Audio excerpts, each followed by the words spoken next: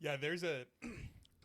Have you gone to KG Barbecue by chance since you've lived in Austin? It's a food truck. No, I have not.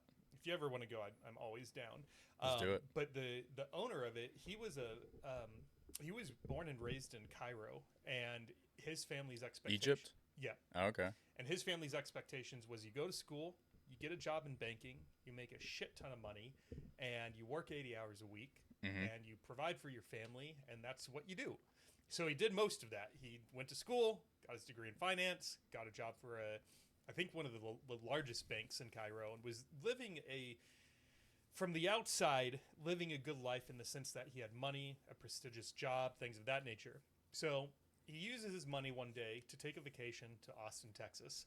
And in Cairo, they don't use brisket. They don't use that cut of meat because I think it's seen as like unclean or something. Oh, really? And so they throw that part of the meat out. They don't. They toss it. Damn. So he comes to Austin, and one of his friends who lived here, who's showing him around, takes him to a restaurant, and they order brisket.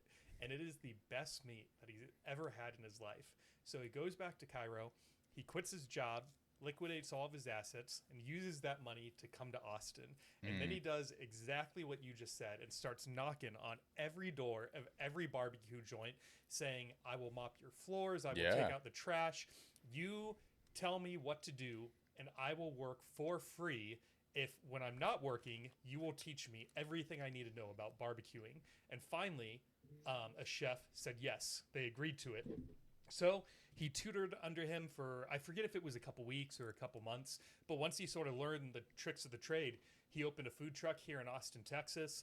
And now, dude, he's like one of the rising stars in American barbecue. He was on a Netflix show. He was on this podcast. He's won a bunch of accolades, and Damn. they're about on the brink of outgrowing their food truck. And I know he's searching through Austin now for physical locations, Yeah. so that they can open a second spot to mitigate all the growth that they're handling. But it was just interesting for you to say what you just said. Because Kareem did that. That's exactly what he did. He put it all on the line and risked everything to do something that he actually wanted to do.